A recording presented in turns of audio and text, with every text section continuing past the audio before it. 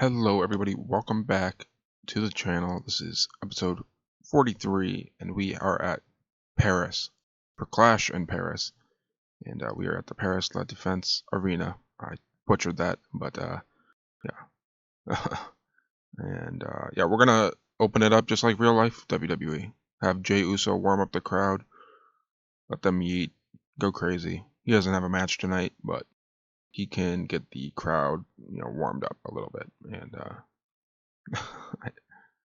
the fans in the arena will love it. The people at home will hate it, but that's okay. And if any of you are interested in what's going on in the Save in other companies, Minoru Suzuki defeated Matt Riddle and MLW for their World Heavyweight title.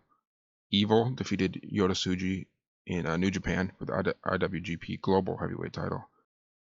At TNA Emergence, JC Jane and Trick Williams both retained their titles. JC against Masha Slamovich, and Trick Williams in a fatal four-way against Joe Hendry, Moose, and Nick Nemeth.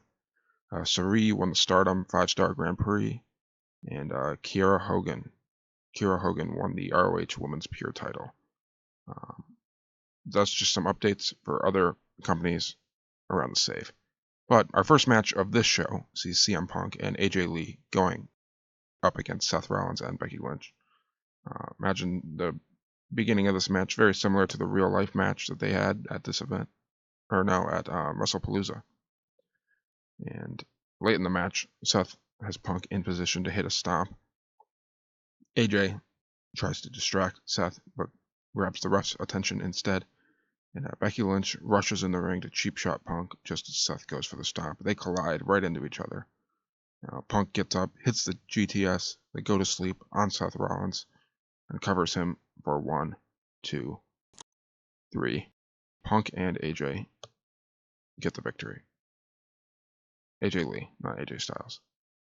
73 for this match. Very, very happy with that. Becky Lynch and Seth Rollins do not work well as a team. Their timing is all over the place. Interesting. 78 for Punk, 44 for AJ Lee, 70 for Seth, 67 for Becky Lynch. 73 for this match. I'm still very, very happy with that. Especially, I did use a creative finish because I did want to keep Becky and Seth strong. I don't want them to lose a lot of pop just because AJ Lee in this mod does not have as much pop as she probably should. But that's okay. 73, I'm very, very happy with that either way. And yeah, after that match, we find out who Sami Zayn's tag partner will be against Solo Sikoa and Tonga Loa. We already had one AJ Lee, and now we have another one, as AJ Styles will be Sami Zayn's tag partner. Sami told them it would be outside of the family, and AJ Styles obviously is not a Samoan as far as we know, and he will be Sami's tag partner in this match. For a 79, I'm pretty happy with that. AJ Styles, the France crowd, goes wild. They all love AJ Styles. It's phenomenal chant, and yeah, we head into the match, and Sami and Solo start the match. Solo and Tonga Loa, they keep tagging each other in to stay fresh. Not allow Sami Zayn to tag AJ in, obviously. France crowd wants to see AJ Styles in there. Eventually, AJ does get the hot tag, and Sami goes to the ringside to brawl with Solo on the outside. And inside the ring, AJ hits Tonga Loa with some moves before moving in position to go for the phenomenal forearm. And Solo rushes over to try and pull him off the ring apron, but is hit by a haluva kick into the barricade by Sami.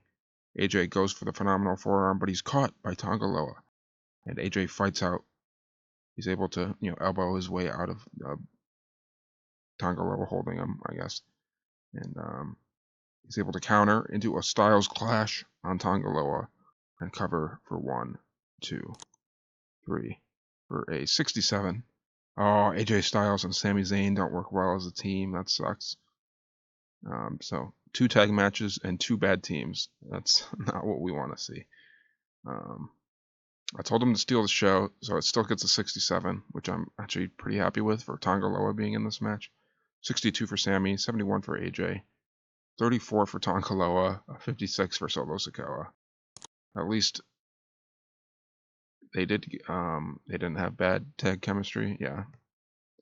That's too bad. Oh well. 67 is not the end of the world, though. After that, backstage, The Rock tells John Cena he's not finished with him either. And if Cena isn't retired after tonight, The Rock might want to, settle their best of 3 series that they got. Decide who really is the GOAT. For an 88, yeah, they both improvise very well. The Rock uses his creative control to not be scripted. Sure, man. Oh well. 88, yeah, just a good segment to get The Rock on the show and set up maybe something for a future event. Maybe they'll do the best of 3.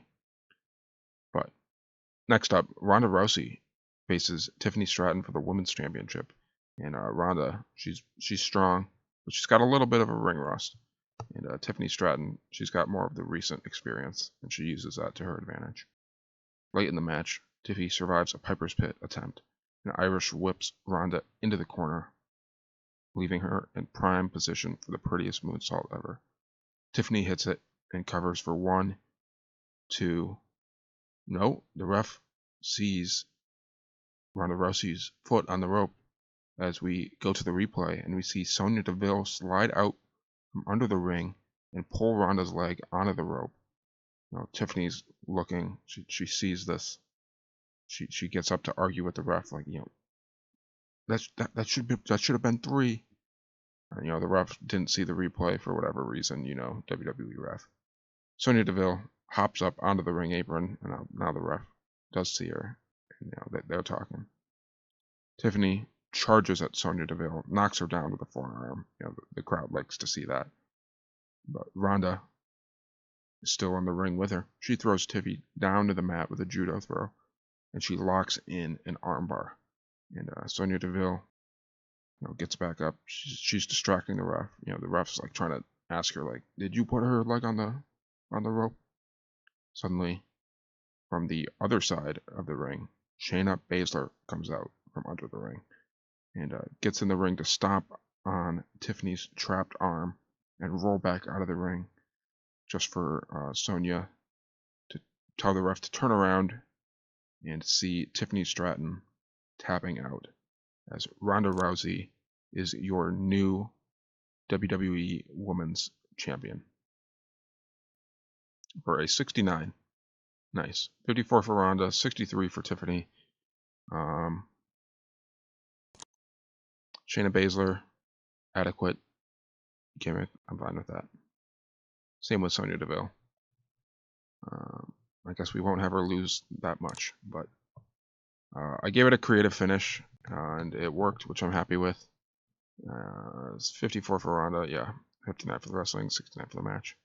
Tiffany Stratton, flavor of the month, in amazing form. Ronda's in extremely poor form, so this might have been a completely horrible decision. But I think for storyline reasons, it was the right decision, as Pure Fusion Collective are back with Ronda Rousey as their new muscle, their new champion. They stand tall over Tiffany Stratton, as Ronda is the new SmackDown Women's Champion. For a 60, PFC is back. I know everybody isn't the biggest PFC fan. I'm going to try and make it work. I want to see. I mean, I'm not the biggest Zoe Stark fan in real life. Sonya Deville, Shayna Baszler, I'd like to see succeed. And I know she's old, but I'm not the biggest fan of this group, but I want to give myself a reason to become a fan of this group. So I'm going to book this group in a way so that fans in real life, if this happened, would maybe get behind them. I don't know. People in real life don't really like Ronda Rousey, but it's worth a shot. We'll see what happens. Next up, Rusev facing Sheamus in a good old-fashioned Donnybrook match. And the match starts with Sheamus hitting some Euro uppercuts and Rusev returning some Belgian forearms. Rusev rolls out of the ring, grabs a beer keg, but Sheamus also gets out of the ring, hits a brogue kick on the keg, sending it hard into Rusev's chest. And Sheamus throws Rusev into the barricade, grabs a bar stool to smash into Rusev's back. and one of the legs of the bar stool breaks off and rolls to the ground, allowing Rusev to grab it and swing it into Sheamus' stomach, sending him wheezing away. And Rusev charges Sheamus and sends both of them through a fake, door to the pub and onto the ground. They keep using different weapons on each other throughout the match. Eventually, Sheamus has Rusev in position for the 10 beats of the Bodhrán, and Rusev powers out at 8 and headbutts Sheamus. He grabs the shillelagh before he rolls back in the ring. And he looks to swing it at Sheamus, but is suddenly hit with a brogue kick as Sheamus connects, but he collapses. He's too tired to go for the cover immediately, but he eventually crawls over and puts his arm over for the cover, but Rusev kicks out at 2. And Sheamus grabs the shillelagh, swings it at Rusev, who catches it, pulls it away from Sheamus and snaps it over his knee before taking one of the sharp edges of one of the broken ends of the shillelagh and thrusting it right into the side of Sheamus, sending him reeling down to the mat. And Rusev takes advantage of this to lock in the accolade. And he's got it locked in. Sheamus refuses to give up. Rusev doesn't let up, and the ref checks on Sheamus, who has not tapped out. He's passed out, as Rusev gets the victory for a 59. And I did keep Sheamus strong, I believe. So, yeah. I also made this a creative finish, also a success, which I'm happy with. Match getting a 59, I'm happy with that, to be honest. A 57 for Rusev, 63 for Sheamus. I made this a hardcore match, which might have been a mistake. Might have hurt their ratings a little bit. That's probably what happened. But, a 59 isn't the end of the world, and Rusev gets the victory, and probably puts this feud to rest. After that banger, in real life that would be a banger, maybe in TEW wasn't the best rating. We see Finn and JD defend their tag titles against New Catch Republic. Judgment Day are in control late in the match. We got Dominic Mysterio, Raquel Rodriguez, and Roxanne Perez all at ringside. They haven't interfered. They're confident in Finn and JD. New Catch Republic. Are you kidding me? JD, he's got Tyler Bate isolated. He hits a standing Spanish fly. He tags Finn in, who hits a drop kick on Tyler Bate into the corner. He gets up, gets ready to hit the coup de grace, but Roxanne gets up on the ring apron. She's telling JD to clear out, distracting her own team. What's she doing? Also drawing the ref's attention.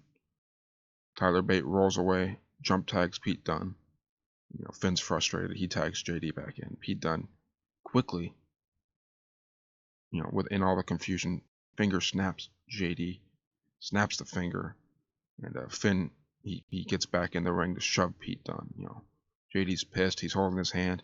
He goes to kick Pete Dunne. He doesn't realize Finn has already shoved him out of the way, and JD ends up kicking Finn in the jaw instead. Tyler Bate runs in to throw Finn out of the ring and gets out himself. Pete Dunne goes back, snaps more fingers, stomps on JD's arm before transitioning to a submission. And JD McDonough has no choice but to tap out, meaning New Catch Republic are your new WWE World Tag Team Champions. And they get their belts. They quickly rush towards backstage as Judgment Day chases after them. 55 for this match. And, 44 for Tyler Bate, 58 for Pete Dunne, 54 for McDonough, 66 for Finn. I feel like a 55. Let's see what happened here. Oh, I kept Finn and JD strong. That's why. I'm kind of using this show to build up some people and get their pop up, and I don't really want to hurt other people's pop too. So I'm having them kind of lose but be kept strong. And this won't be how most shows are, so we'll hopefully get better ratings in the future. But it's also the first half of the show still, so not the end of the world. Well, not the first half. We're getting into the last 3 matches. As next, The Miz looks to retire John Cena early before the end of the year. Next, it's only August. Cena promised he'd go through December, but he might have to retire early if he loses tonight. In this match, It's a little bit of a slower pace. Both guys are older. They need help with their stamina now. Near the end, Miz, he's in full survival mode. He escapes a couple AA attempts. After the second escape, Miz successfully hits a skull-crushing finale. 1, 2. Cena kicks out right at 2.9, right before 3. And Miz, he's devastated. He's mad. He pulls down his knee pad, attempts a running knee strike, but Cena gets up and shoulder tackles the Miz. You can't see me. 5-knuckle shuffle. The Miz pops up, swinging towards Cena, who ducks and hits the attitude adjustment for 1, 2, 3. John Cena remains for a 76. That's what we like to see. That's the match rating we're looking for. 68 for the wrestling, 72 for the crowd, 61 for Miz, 75 for Cena. Yeah, I mean, for their last match, I'm happy with that. 76, not bad at all. Very, very happy with that. Probably could have been the main event. I don't know. Maybe the co-main event. We do have another championship match after this, before the main event. But we do have a segment after this, as Carmelo Hayes attacks The Miz now that he's free. He's free from The Miz. The stipulation was if Cena won, that The Miz would let Carmelo Hayes go off on his own. And if Miz won, then Cena would retire early. Obviously, Cena won, so Carmelo Hayes is a single star now. And yeah, a 70 for that. Carmelo Hayes, flavor of the month. I'm not turning him face just yet. He's just escaping from The Miz. So he's getting his anger out. This is a face moment for him, but I'll have to do something that puts him back to being a heel again. After that, Naomi looks to defend her title against Stephanie Vaquer. Late in the match, Vaquer hits a dragon corkscrew before transitioning into a leg submission. Naomi, clawing towards the rope, just barely fights just enough to get to the rope and break the attempt. And Naomi sits up in the corner just to be hit with some running corner knees from Vaquer. The crowd's fully behind Stephanie. She's got all the momentum right now. She picks up Naomi. We go for the SVB, but Naomi counters into a crucifix pin for a near fall. And Naomi pulls Stephanie Vaquer up, Irish whips her into the corner, and goes to hit the split-legged moonsault and cover for 1, 2, 3. Naomi makes her second defense, the Women's World Championship, for a 60. 51 for both Vaquer and Naomi, and I give it a creative finish, even though that was probably the most basic finish I could have described. 60 for this match, I'm happy with, especially because these aren't the most popular women in the company, but a 60 is good for both of them. And Vaquer's got a hot new move. We'll say that's what the Dragon Corkscrew was. I don't know. But our main event of the night, what people are interested in. Our main event sees Drew McIntyre face Cody Rhodes for the undisputed WWE Championship with The Rock's blessing. And this is a slow, long, physical match where Drew shows his power and Cody shows his resilience. Drew uses chops and suplexes to control the match, minutes at a time. But Cody keeps rallying back. After 20 minutes, Drew hits a Claymore, covers for 1, 2. Cody kicks out. Drew hesitates. He's looking towards the crowd. He's blaming random fans in the audience for his failure to win it right there. He goes for another Claymore but misses. Cody's able to counter with a Crossroads. He pauses, rolls through for a second Crossroads, and he gets up again and hits a third Crossroads. 1, 2, 3. Cody Rhodes retains, makes his first defense of the undisputed WWE title for an 83. This was the right main event. 74 for Drew, 78 for Cody, 76 for the wrestling, 78 for the crowd. 83 for the match. I can't be mad at that whatsoever. Any penalties, just physical condition for both of them. Yeah, very, very happy with that.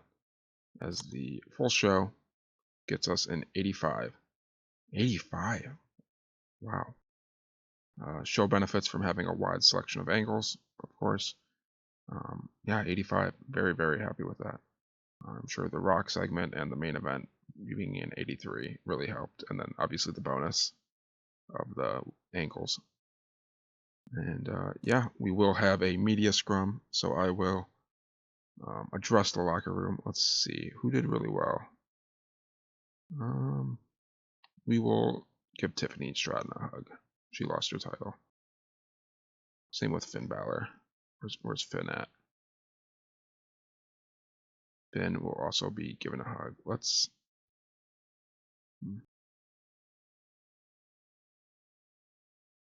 Who did? CM Punk, we will say, had a great performance. He did. And Drew McIntyre will also be pointed out as a good example. And yeah, none of these, I guess we already did praise Punk, so I'll do someone else. Let's do.